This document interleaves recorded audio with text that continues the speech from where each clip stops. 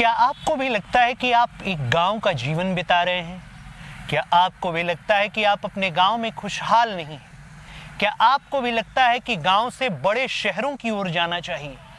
क्या आपको भी लगता है कि ग्रामीण जनजीवन से बेहतर शहरी जनजीवन है और शहरों का यह महानगर आपको वो सारे सुख दे सकता है जिस सुख की कल्पना के साथ आपने इन शहरों का रुख किया है?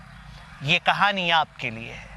कहानी दिल्ली की, दिल्ली देश के राजधानी की, कहानी देश के उस राजधानी के उन बड़े महानगरों की जिन महानगरों में लोग रोजगार प्राप्त करने जाते हैं। एक लड़की है जो गांव का जीवन बिता रही है। एक लड़की है जिसने कुछ आशाएं पाल रखी हैं।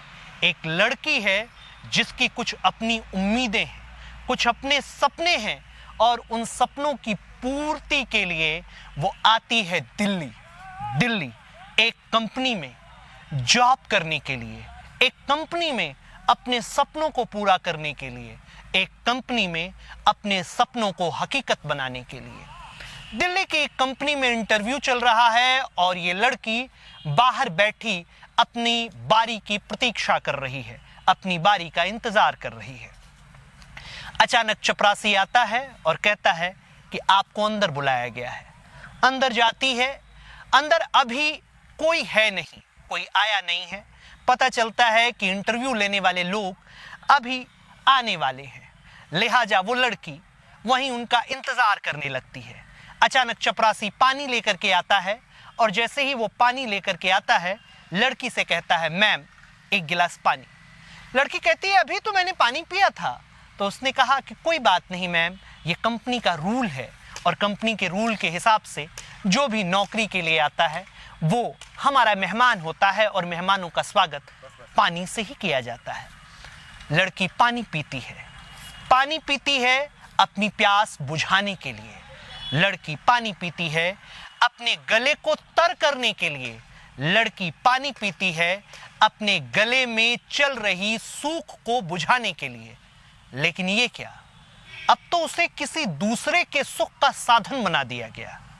अब तो उसे कोई प्यासी निगाहों से देखता है तो कोई नोच खाने को जी चाहता है, कोई उसे चबा जाना चाहता है तो कोई उसे खा जाना चाहता है। जी हाँ, लड़की की आंख खुलती है जीबी रोड पर।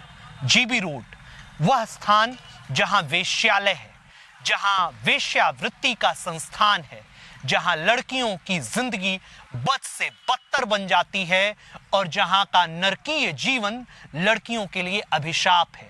लड़की एक कोठरी में बंद है और आज पहले दिन उसके साथ 35 लोगों ने रेप किया।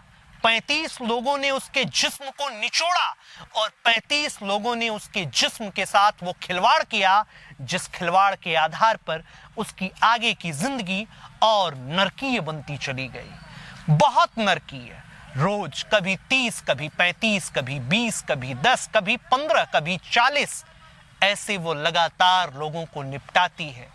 निपटा करके जब थक के चूर हो जाती है तो वो बार बार दिल्ली के उन नगरों को देखते हुए, दिल्ली के उन शाखों, उन पत्तों, उन पेड़ों से पूछती है, दिल्ली के गमले में लगे हुए, उस वेश्यालय के गमले में लगे हुए उन फूलों से पूछती है कि मुझ फूल जैसी बच्ची की गलती क्या है और मुझे क्यों फूलों से, क्यों फूल जैसी बच्ची को क्यों मेरा रस चूसा जा रहा है, क्यों मेरे रस को बेरस किया जा रहा है और क्यों मेरी जवानी को बदरंग किया जा रहा है। आखिर मेरा कसूर क्या है? आखिर इस कसूर का कसूरवार कौन है और इस कसूर का दाता कौन है? अचानक लड़की की एक उम्मीद जगती है। एक क्लाइंट आता है। जी हाँ, क्लाइंट। क्लाइंट किसे कहते हैं आप जानते हैं। क्लाइंट आता है और क्लाइंट जब आता है तो क्लाइंट उस लड़की से पहले बात करता है। बात करते करते वो इतना मसरूफ हो जाता है, इतना मशगूल हो जाता है कि वो लड़की की भावनाओं में ही खो जाता है और लड़की की भावनाओं में खोते हुए धीरे धीरे उसकी आदत और धीरे धीरे उसकी आदतों के प्रति आसक्त होता चला जाता है। बात करता है। बात करने के बाद उसकी मुलाकात होती है एक नौजवान से। जी हाँ, ये वही नौजवान है जो दिल्ली में अपनी बहन को खोजने आया है। वह बहन जो उससे 4 साल बड़ी है और जिसने जाते हुए उससे कहा था, बाबू चिंता मत करना, मैं हूं ना, तुम्हारा माँ का, पापा का, सबका ख्याल रखेगी और मेरे कंधों पे तुम सबका बोझ है, तुम सिर्फ अपनी पढ़ाई पर ध्यान दो।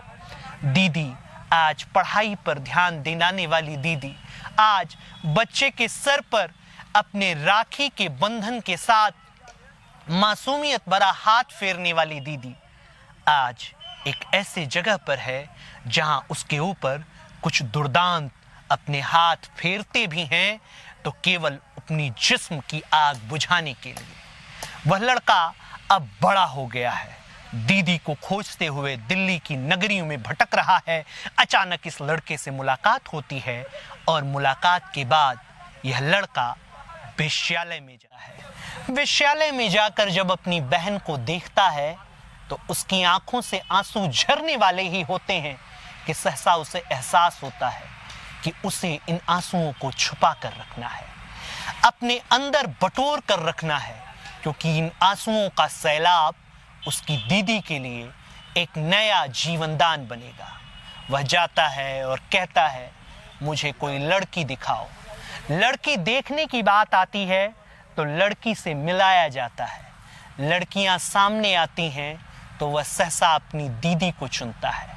दीदी को चुनने के बाद अंदर कमरे में जाता है। कमरा अंदर से बंद हो जाता है और दीदी के मुंह से आवाज निकलती है, काश तुम पहले आ जाते, काश मैं तुम लोगों को छोड़कर ही ना आती, काश मैंने वो फैसला न लिया होता। अंदर दोनों सुबक रहे हैं, अंदर दोनों के आंखों से आंसुओं की धार गिर रही है। अंदर से जैसे ही दरवाजा बंद होता है, दोनों एक दूसरे के गले लग जाते हैं। आज यह भाई बहन का प्यार नहीं है, आज यह मानवता से मानवता को जोड़ने वाला प्यार है, एक परिवार को एक करने वाला प्यार है। और जैसे ही वो दोनों रोने लगते हैं, दोनों हृदय के अंतर्मन से रोते हैं और हृदय के भावों से आंसुओं की बहती हुई झार उनके अपनत्व की, उनके प्रेम की और उनके एकता की कहानी कह रही है। उस पारिवारिक एकता की जिसमें एक बहन के द्वारा बांधी गई कलाई पर राखी का फर्ज आज एक भाई निभाने वाला है। धीरे धीरे आधे घंटे बीत जाते हैं और आधे घंटे बीतने के बाद अचानक दरवाजा पीटा जाने लगता है। निकलो निकलो, बाहर निकलो, तुम्हारा समय हो गया है। आधे घंटे से तो तुम अंदर हो। उसने कहा, मैं डबल चार्ज दूंगा, लेकिन मैं इस लड़की के साथ 1 घंटे बिताऊंगा। 1 घंटे बीतते हैं, लड़का अब हर रोज आने लगता है और धीरे धीरे देखते देखते 1 घंटे का क्रम 2 घंटे, 2 घंटे का क्रम 3 घंटे, 3 घंटे का क्रम 4 घंटे में बदलने लगता है। और फिर एक दिन मौका पाकर वह लड़की को लेकर फरार हो जाता है। लेकिन यह महबूबा का इश्क नहीं है साहब, यह भाई और बहन का प्रेम है। और इस प्रेम में एक महान राजनीति की हस्ती की एंट्री होती है।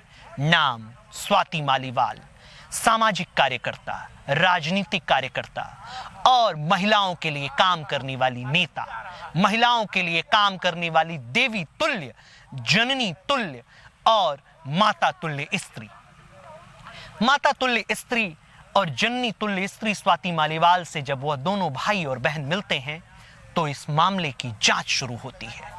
कमिश्नर ऑफ दिल्ली और कमिश्नर ऑफ पुलिस के द्वारा जब पुलिस की जांच में आती है तो पहली बार लड़की अपना मुंह खोलती है।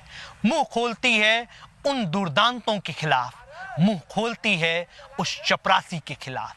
चपरासी की जांच होती है तो चपरासी इसी जीबी रोड का दलाल होता है।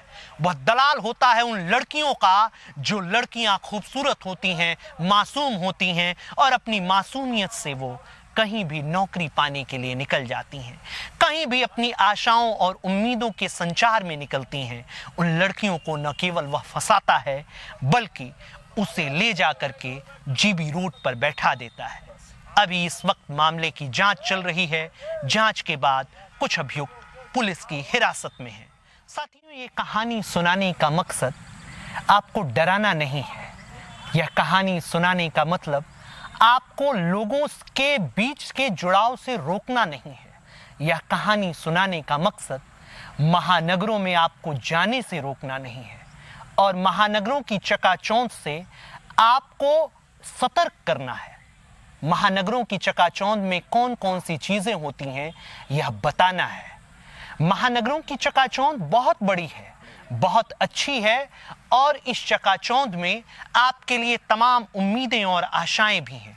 लेकिन हमारा मकसद आपको जागरूक करना है। आप जागरूक रहिए, सतर्क रहिए और सतर्कता के साथ अपने जीवन में नए रास्तों को चुनिए। नए रास्तों को चुनते वक्त कभी भी हड़बड़ाहट में कोई फैसला मत लीजिए और बाहरी दुनिया में किसी भी अनजान पर सहसा विश्वास मत कीजिए, क्योंकि आपका विश्वास आपके लिए विश्वासघात भी साबित हो सकता है। यूपी टीवी के लिए स्पेशल कवरेज अंकित मणि त्रिपाठी, किशन गुप्ता।